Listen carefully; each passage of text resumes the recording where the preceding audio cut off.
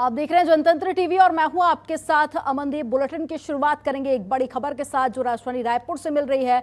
रायपुर में सीएम भूपेश बघेल ने बड़ा बयान दिया है। इस वक्त की बड़ी खबर आपको बता रहे हैं जिसमें मुख्यमंत्री भूपेश बघेल ने कहा कि छत्तीसगढ़ में नक्सली से ज्यादा समस्या कुपोषण है और 5 साल से कम उम्र के 41% बच्चे कुपोषित हैं। और इसी के साथ ही कहा कि बीजेपी पंडो जाति के लोगों की मौतों पर राष्ट्रपति को पत्र लिखकर राज्यपाल को ज्ञापन सौंपने वाली है।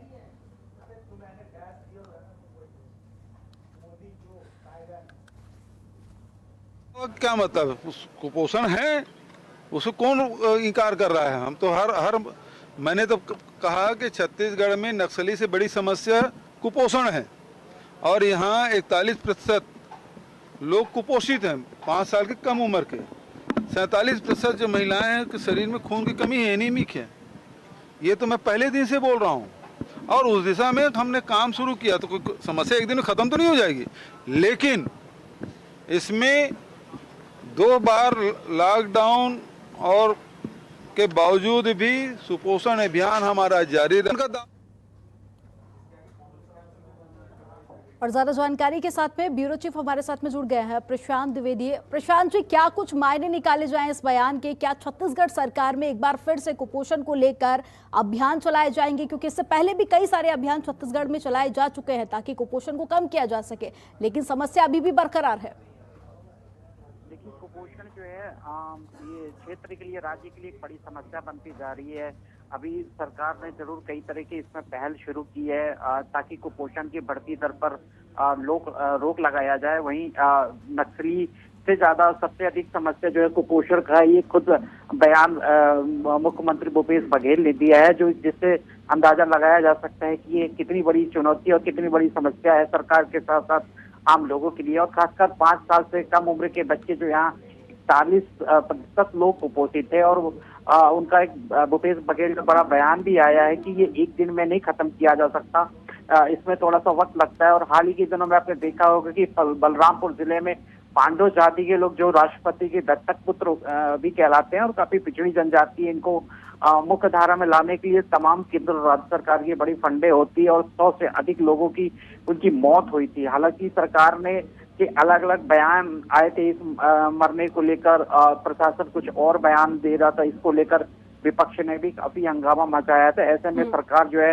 यहाँ पे अमल आई और भूपेश बघेल ने एक मीटिंग लेकर इससे कैसे निपटारा जाए, कैसे काम किया जाए, उसको लेकर यहाँ पे आज एक बैठक भी हुई है। जी, लेकिन प्रशांत जी, सबसे बड़ा सवाल ये कि आखिर कुपोषण की समस्या कम होने का नाम क्यों नहीं ले रही? क्योंकि छत्तीसगढ़ की अगर हम बात करें, काफी बड़ा राज्य नहीं है, जनसंख्या भी वहां की कुछ ज्यादा नहीं है और दूसरी तरफ विकास को लेकर भी हम देखते हैं कि लगातार कांग्रेस कई सारे दावे और वादे करती है कि राज्य में विकास हुआ है, लेकिन ये समस्या जस की तस बनी हुई है। नक्सली समस्या का जिक्र कर ले हम या फिर कुपोषण की समस्या का जिक्र कर ले, दोनों समस्या ऐसी है जिससे राज्य जूझ रहा है।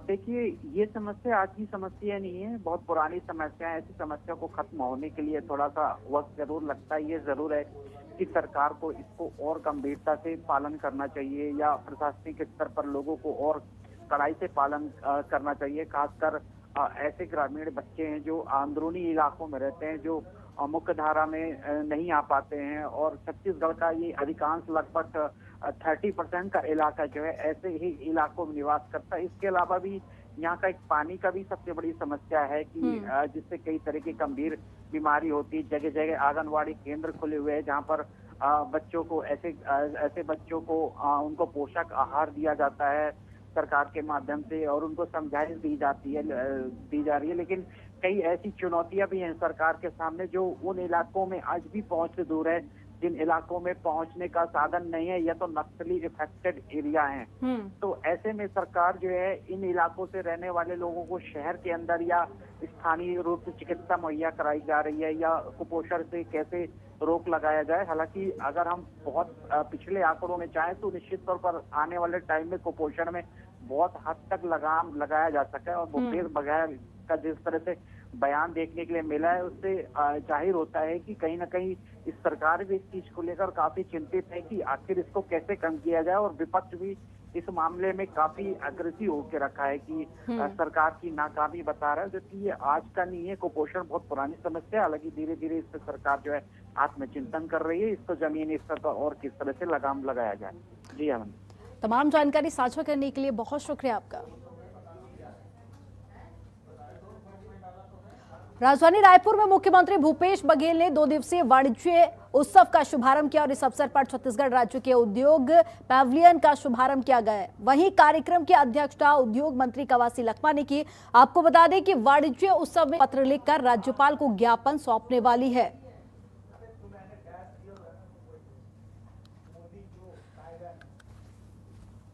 क्या मतलब, कुपोषण है उसको कौन इनकार कर रहा है? हम तो हर मैंने तो कहा कि छत्तीसगढ़ में नक्सली से बड़ी समस्या कुपोषण है और यहाँ 41% लोग कुपोषित हैं, 5 साल की कम उम्र के। 47% जो महिलाएं हैं कि शरीर में खून की कमी है, एनीमिक है। ये तो मैं पहले दिन से बोल रहा हूँ और उस दिशा में हमने काम शुरू किया। तो कोई समस्या एक दिन में ख़त्म तो नहीं हो जाएगी, लेकिन इसमें 2 बार लॉकडाउन और के बावजूद भी सुपोषण अभियान हमारा जारी रहेगा। और ज्यादा जानकारी के साथ में ब्यूरो चीफ हमारे साथ में जुड़ गए हैं प्रशांत द्विवेदी। प्रशांत जी, क्या कुछ मायने निकाले जाएं इस बयान के? क्या छत्तीसगढ़ सरकार में एक बार फिर से कुपोषण को लेकर अभियान चलाए जाएंगे? क्योंकि इससे पहले भी कई सारे अभियान छत्तीसगढ़ में चलाए जा चुके हैं ताकि कुपोषण को कम किया जा सके, लेकिन समस्या अभी भी बरकरार है।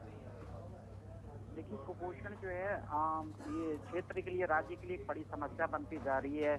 अभी सरकार ने जरूर कई तरह की इसमें पहल शुरू की है ताकि कुपोषण की बढ़ती दर पर रोक लगाया जाए। वहीं नक्सली से ज्यादा सबसे अधिक समस्या जो है कुपोषण का, ये खुद बयान मुख्यमंत्री भूपेश बघेल ने दिया है, जो जिससे अंदाजा लगाया जा सकता है कि ये कितनी बड़ी चुनौती और कितनी बड़ी समस्या है सरकार के साथ साथ आम लोगों के लिए। और खासकर 5 साल से कम उम्र के बच्चे जो यहाँ 41% लोग कुपोषित है और उनका एक भूपेश बघेल का बड़ा बयान भी आया है कि ये एक दिन में नहीं खत्म किया जा सकता, इसमें थोड़ा सा वक्त लगता है। और हाल ही के दिनों में आपने देखा होगा कि बलरामपुर जिले में पांडव जाति के लोग जो राष्ट्रपति के दत्तक पुत्र भी कहलाते हैं और काफी पिछड़ी जनजाति है, इनको मुख्य धारा में लाने के लिए तमाम केंद्र और राज्य सरकार की बड़ी फंडे होती है और 100 से अधिक लोगों की उनकी मौत हुई थी। हालांकि सरकार ने के अलग अलग बयान आए थे इस मरने को लेकर, प्रशासन कुछ और बयान दे रहा था, इसको लेकर विपक्ष ने भी काफी हंगामा मचाया था। ऐसे में सरकार जो है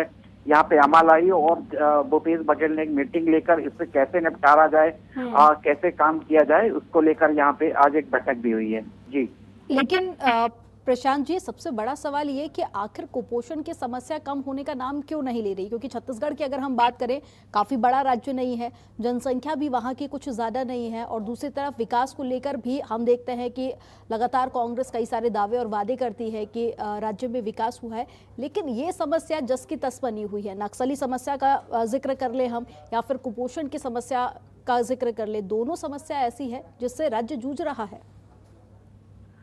देखिए, ये समस्या आज की समस्या नहीं है, बहुत पुरानी समस्या है। ऐसी समस्या को खत्म होने के लिए थोड़ा सा वक्त जरूर लगता है। ये जरूर है कि सरकार को इसको और गंभीरता से पालन करना चाहिए या प्रशासनिक स्तर पर लोगों को और कड़ाई से पालन करना चाहिए। खासकर ऐसे ग्रामीण बच्चे हैं जो अंदरूनी इलाकों में रहते हैं, जो मुख्य धारा में नहीं आ पाते हैं और छत्तीसगढ़ का ये अधिकांश लगभग 30% का इलाका जो है ऐसे ही इलाकों में निवास करता है। इसके अलावा भी यहाँ का एक पानी का भी सबसे बड़ी समस्या है कि जिससे कई तरह की गंभीर बीमारी होती है। जगह जगह आंगनवाड़ी केंद्र खुले हुए हैं जहाँ पर बच्चों को ऐसे बच्चों को उनको पोषक आहार दिया जाता है सरकार के माध्यम से और उनको समझाइश दी जा रही है। लेकिन कई ऐसी चुनौतियां भी हैं सरकार के सामने जो उन इलाकों में आज भी पहुंच से दूर है, जिन इलाकों में पहुंचने का साधन नहीं है या तो नक्सली इफेक्टेड एरिया हैं। तो ऐसे में सरकार जो है इन इलाकों से रहने वाले लोगों को शहर के अंदर या स्थानीय रूप से चिकित्सा मुहैया कराई जा रही है या कुपोषण से कैसे रोक लगाया जाए। हालांकि अगर हम बहुत पिछले आंकड़ों में चाहें तो निश्चित तौर पर आने वाले टाइम में कुपोषण में बहुत हद तक लगाम लगाया जा सका है और भूपेश बघेल का जिस तरह से बयान देखने के लिए मिला है उससे जाहिर होता है कि कहीं ना कहीं इस सरकार भी इस चीज को लेकर काफी चिंतित है कि आखिर इसको कैसे कम किया जाए और विपक्ष भी इस मामले में काफी अग्रेसिव होकर रखा है कि सरकार की नाकामी बता रहा है, जबकि ये आज का नहीं है। कुपोषण बहुत पुरानी समस्या है, हालांकि धीरे धीरे इस पर सरकार जो है आत्मचिंतन कर रही है, इसको जमीनी स्तर पर और किस तरह से लगाम लगाया जाए। जी हाँ, तमाम जानकारी साझा करने के लिए बहुत शुक्रिया आपका। राजधानी रायपुर में मुख्यमंत्री भूपेश बघेल ने 2 दिवसीय वाणिज्य उत्सव का शुभारंभ किया और इस अवसर पर छत्तीसगढ़ राज्य के उद्योग पैविलियन का शुभारंभ किया गया है। वहीं कार्यक्रम की अध्यक्षता उद्योग मंत्री कवासी लखमा ने की। आपको बता दें कि वाणिज्य उत्सव में छत्तीसगढ़ से स्टील, कृषि और वनोपज की प्रोसेसिंग से तैयार उत्पाद सहित कई क्षेत्रों के उद्यमी और उनके प्रतिनिधि शामिल हुए, जिसमें देश के पिछले 75 साल में विनिर्माण और निर्माण के क्षेत्र में हुई प्रगति का प्रस्तुतिकरण दिया गया। और इस आयोजन में सफल उद्यमियों की केस स्टडी की जानकारी के साथ साथ अंतर्राष्ट्रीय स्तर पर उत्पादों की बिक्री और मार्केटिंग के लिए बायर सेलर मीट का आयोजन भी किया गया। तो वहीं मौके पर मुख्य सचिव अमिताभ जैन, भारत सरकार वाणिज्य मंत्रालय के OSD विकास चौबे और प्रमुख सचिव उद्योग मनोज कुमार पिंगुआ सहित अन्य अधिकारी भी मौजूद रहे।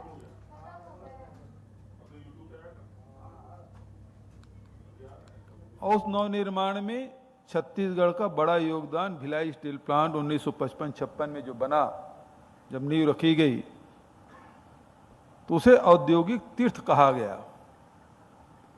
और ये भिलाई स्टील प्लांट छत्तीसगढ़ के अर्थव्यवस्था के रीढ़ की हड्डी साबित हुई। वहां से औद्योगिक यात्राएं हमारी शुरू होती है छत्तीसगढ़ के, और वहां से चलते हुए दुर्ग, भिलाई, राजनांदगांव से होते हुए रायपुर, बिलासपुर, रायगढ़, कोरबा तक हम पहुंचे। हमारे औद्योगिक जिले हैं और बहुत सारे इंसलरी, बहुत सारे उद्योग स्थापित होते गए। और आज जो छत्तीसगढ़ में औद्योगिक क्रांति हुई 1955-56 से आज तक की यात्रा है, उसे सब जानते हैं, बहुत विस्तार में जाने का आवश्यकता नहीं। क्या है, देश के जो किसान उत्पादन कर रहे हैं उसका नुकसान हो रहा है कि नहीं हो रहा है? यदि एथनॉल उत्पादन कर देंगे तो आपको विदेशी धन बचेगा। पेट्रोलियम पदार्थ यदि आप उत्पादन करना शुरू कर दें, विदेशी धन निश्चित रूप से बचेगा। दूसरी बात यह है कि इससे एथनॉल प्लांट लगाएंगे तो उद्योगों की संख्या बढ़ेगी, लोगों को रोजगार मिलेगा और किसानों को दाम मिलेगा। रायगढ़ के राजघराने के राजा विशाल बहादुर सिंह का 50 साल की उम्र में निधन हो गया। आपको बता दें कि राजा विशाल बहादुर बेहद मिलनसार और सरल व्यक्ति थे, लेकिन कुछ दिन पहले ही सड़क हादसे में उनको चोट आई थी, जिसकी वजह से रायपुर में उनका इलाज चल रहा था, जिसके बाद उनका निधन हो गया।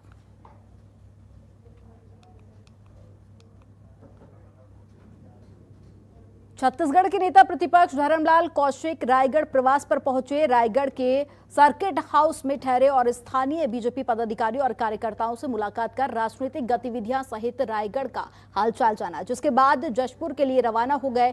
वहीं जनतंत्र टीवी से बात करते हुए धर्मलाल कौशिक ने कहा कि 2.5 साल के फॉर्मूले को लेकर प्रदेश में चल रहा है, राजनीतिक हलचल भी देखी जा रही है, तो इसी वजह से प्रदेश भर के विकास कार्य ठप पड़े हुए हैं।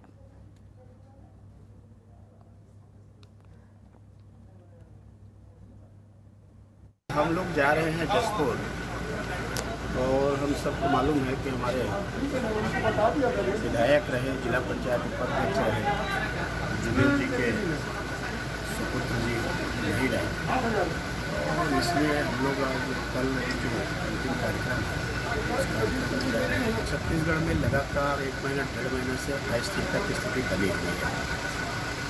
लगभग कार्य भी पूरे ठप हो चुके हैं और लोगों के बीच में ये संशय की स्थिति है कि मुख्यमंत्री को कोरिया में बदलते मौसम के साथ साथ लगातार हो रही बारिश का सबसे ज्यादा असर जिला अस्पताल में देखने को मिल रहा है। यहां क्षमता से ज्यादा मरीज पहुंचने से जहां वार्ड फुल हो गए हैं, तो वहीं मामले में मुख्य चिकित्सा अधिकारी का कहना है कि हर साल आने वाली मौसमी बीमारियों के समान ही इस साल मौसमी बीमारियों से लोग काफी हद तक प्रभावित हो रहे हैं, लेकिन घबराने या गंभीर जैसी स्थिति नहीं है। इसी के साथ ही कहा कि इस मौसम में वृद्ध और बच्चों में बीमारी के हल्के अभी असर होने पर उन्हें तुरंत अस्पताल पहुंचना चाहिए, जिससे कि सही समय पर इलाज मिल सके। और साथ ही उन्होंने ये भी कहा कि अफवाहों से दूर रहना चाहिए। मैं मीडिया से निवेदन करना चाहूँगा कि इस बीमारी जो फ्लू फैला हुआ है, खासकर यदि बच्चों में फैले तो सामान्य इलाज के साथ साथ यदि लगे कि कुछ सर्दी खांसी ठीक नहीं हो रहा तो तुरंत पीडियाट्रिशियन दिखाना चाहिए, क्योंकि बीमारी का LRTI में कन्वर्ट होने के चांस होते हैं और इससे समस्या ना हो, इसलिए पीडियाट्रिशियन को संपर्क करना चाहिए। झोला हिसाब या गाँव के इधर उधर से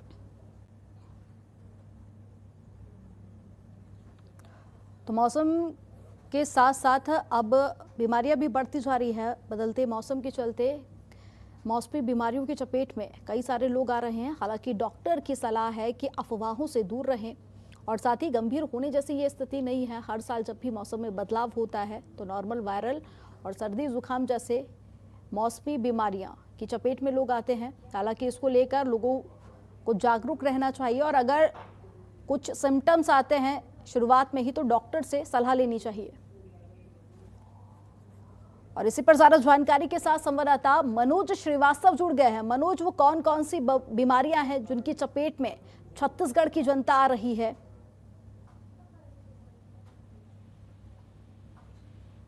कोविड का लहर जैसा चल ही रहा है, फिर भी जैसे आए दिन मौसम बदल रहा है, कभी धूप कभी बारिश, ऐसे में अधिकांश मच्छर पैदा हो रहे हैं और डेंगू का लहर चल रहा है, डेंगू की बीमारी चल रहा है। स्वास्थ्य विभाग में देखने को मिल रहा है कि वहाँ जगह नहीं है मरीजों को रखने का। स्वास्थ्य अधिकारी फिर भी उसे लाचार हैं, बेबस हैं और पूछने पर भी स्वास्थ्य अधिकारी का जवाब यही मिलता है कि नहीं, ऐसा कुछ नहीं है, हम सब संभाल रहे हैं, देख रहे हैं।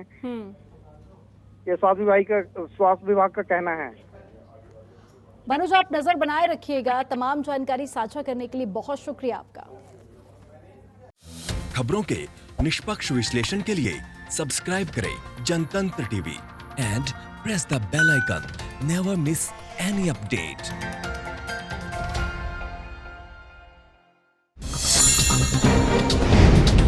डाउनलोड कीजिए जनतंत्र टीवी ऐप को, जो कि अवेलेबल है गूगल प्ले और ऐप स्टोर पर। अधिक जानकारी के लिए अभी डाउनलोड करें।